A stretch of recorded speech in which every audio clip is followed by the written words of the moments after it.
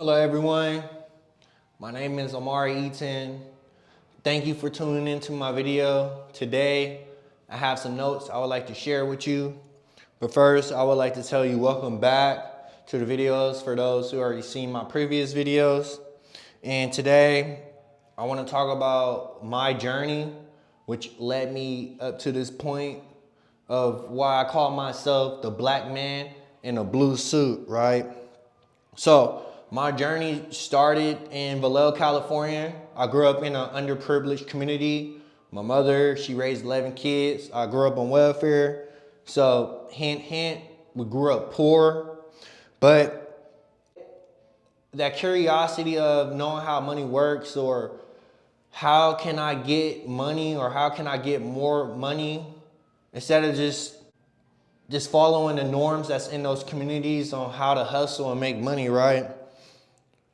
What really empowered me to be the person that I am today is financial literacy and personal development. I started off with personal development when I was younger, and then I got into financial literacy because I wanted to do better than the people that was around me. And I did what it took to get myself to this point. No matter what the critics was talking about, I'm glad to be in a position and to help out my community and pay it forward, right?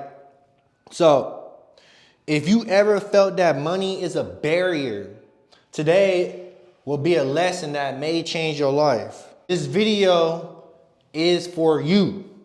So let's dive in and let's build wealth together, all right?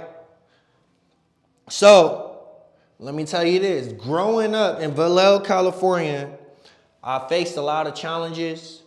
I faced hardship. I faced near-death experience.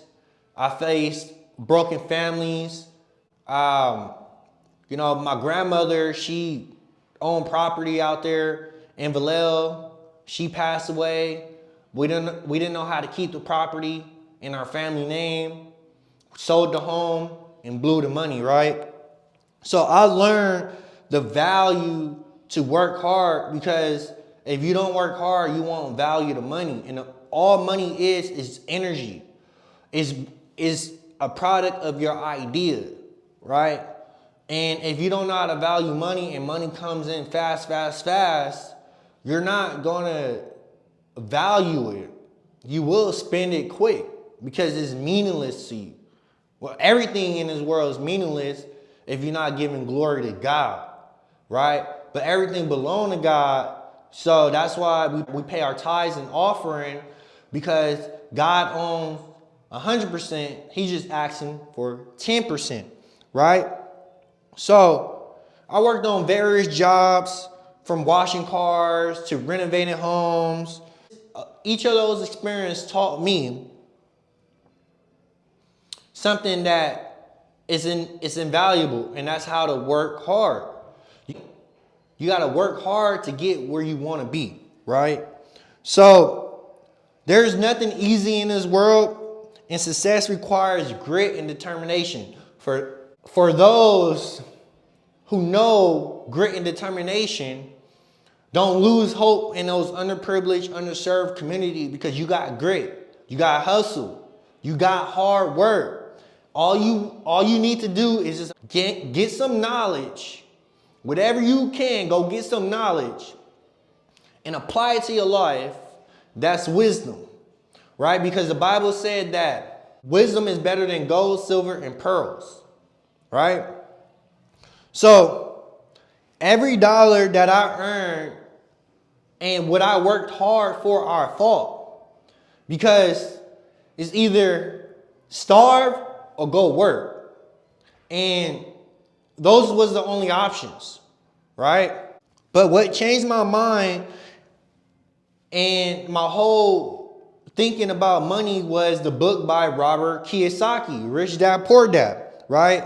And that book just opened up my eyes to new ways of how money works and investing.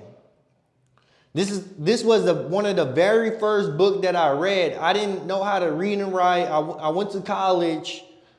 I still didn't understand how to read and write. I didn't like reading. I didn't like writing. But once I came across this book by Robert Kiyosaki, Rich Dad Poor Dad, and I read the book, I fell in love with reading. And then I came across the Bible, right? That's why wisdom is better than gold and silver, because without this book, I would have never expanded my horizon or my mindset, right? So shout out to Robert Kiyosaki. He taught me a lot about how money works. So that's Rich Dad right there, right? So from the moment on, I wanted to learn everything about money, budgeting, savings, and creating wealth because I grew up poor, right? Today, I'm going to give you some valuable information in this video and so on, right? So later on in my life, I became a life insurance agent. And during that time, I started to learn more about money and interest and how to build wealth. And I just thank God because this is part of my journey. I had a near-death experience, so I believe that I was positioned to be in this field, right? So I learned about risk management, investments, and the importance of financial planning. And my graduation from high school, going into college, and then becoming a business owner. In between then, I learned about stocks trading at Sac State University. So I came across a group of students and we started to learn about day trading, right? So let me break down some key takeaways in this video today. And first, it's the importance of saving and investing, right? Saving and investing is important, right? And this is what I call diversifying, all right? We need savings for emergencies, right? Just in case.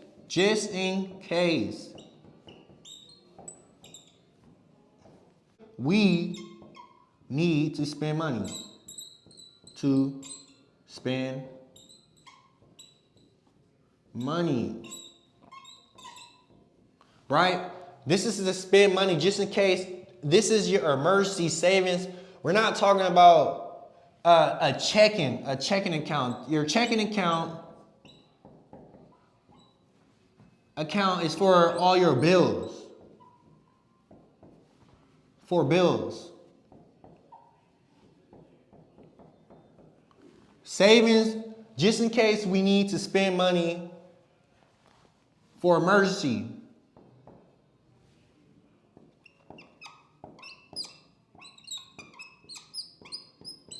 Right? That's savings. And then you got investments. Investments, remember that the cost of living constantly goes up. So investments make sense to put money into an investment because cost of living or things goes up. Things / cost, I'm going to put COL, cost of living. That's an abbreviation for cost of living. Things, cost of living goes up. Right?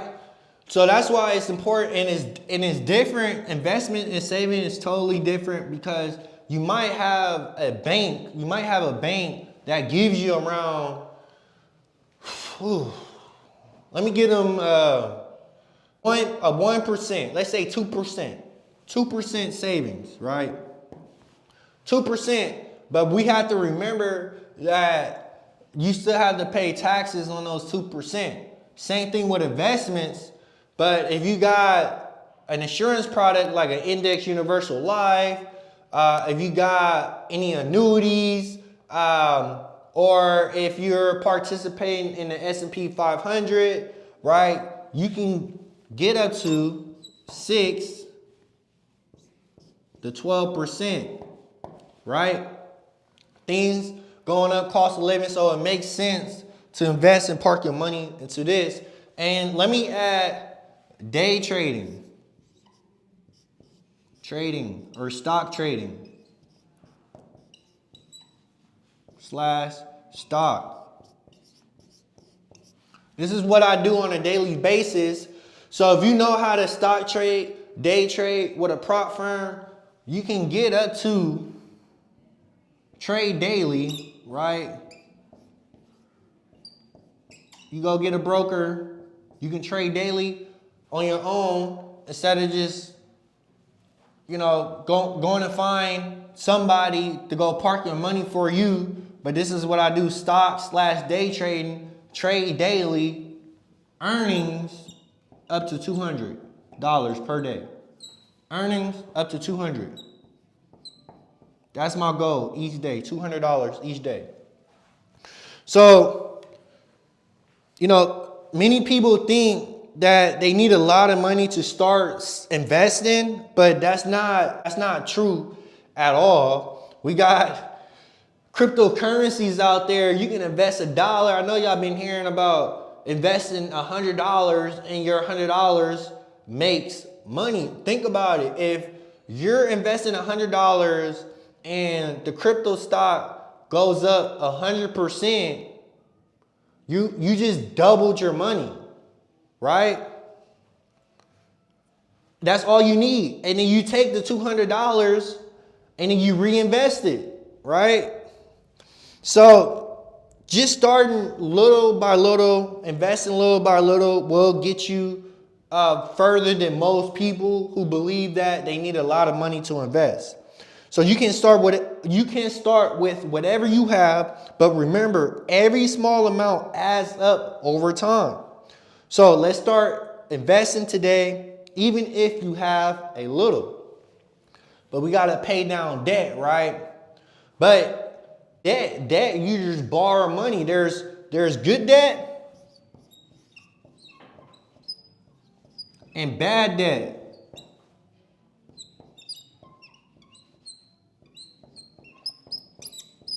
Right? Good debt is asset, right? Asset. So let's say that you go rent out a car or let's say that you go take a car loan and you put on Turo or hire a car. Now that car or that debt is now asset and it's good debt because now it's working for you. Instead of just going buy a car and you use it for personal uses, and then now it's a liability because you got to pay off that car note. If you don't pay off that car note, then they're going to come and take this car away and it's going to look bad on your credit report, right? And that's just taking money out of your pocket. We need to learn how to put money in our pocket with asset. Same thing with homes. You can go get a home, you go rent it out, and you got people paying down your mortgage instead of just buying a home, like a single family home for your family. Now it's bad debt, it's liabilities. What I was taught by a mortgage broker, he said you do the 4, 3, 2, 1 with a home. 4, 3, 2, 1. So you go get a multi-units, right? And then it just pays off your single family home, right? This is smart money concepts. Another thing too, what we need to talk about is that there's a thing called Rule of 72. So this is a simple way to estimate how long it would take for you to double your investment. So just divide 72 by your annual interest rate. So for example, if you earn 6%, invest in stock market, if you earn 6% on your investment, it would take 12 years for it to double, right?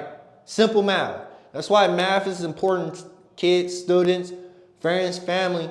Math is important so we can know our numbers, right? So it would take 12 years for your numbers to double if you invest 6%, right? Now let's talk about goal setting. So it's essential to write down your personal financial goals, right? So we know our target.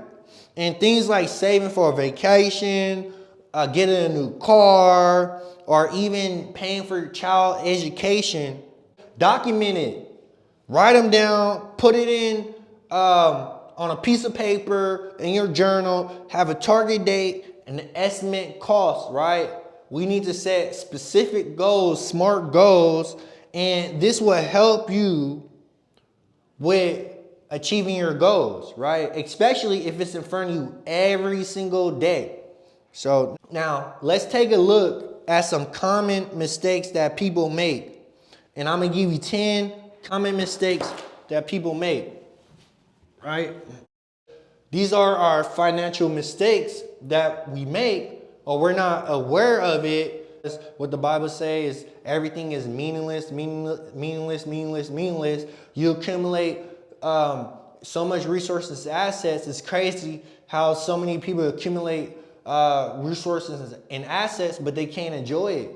They might spend years at work and then their health gets deteriorated and they can't even enjoy everything that they work for. They can't enjoy it, right? So it's important to not be stuck somewhere where it's a dead end and we're just accumulating things that we cannot take with us in the afterlife. It's just, everything is meaningless, you know. But make sure that you follow these rules and the information that I provide in the video.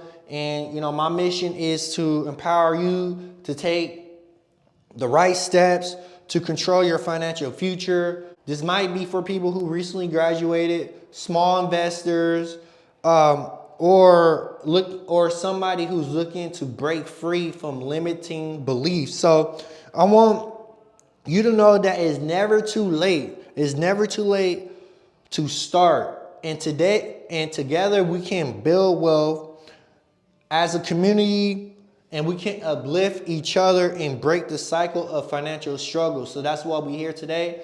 Put in a comment, let's break financial struggles today, right?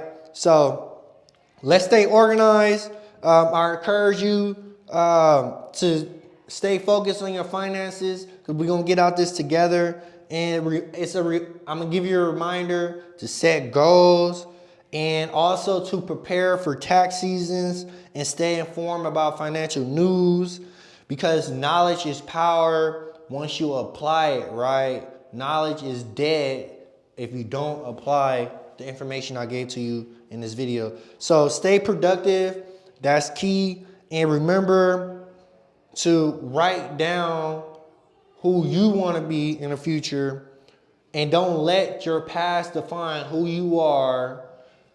Stay in the present moment and hope for the best, right? So give it a thumbs up, like, comment, share. Make sure we get that algorithm going. Let's share the video. Let's spread the information and content out there, because this video is for those who have ears to hear, right? So thank you, take care, God bless y'all, and I'll see y'all in the next video.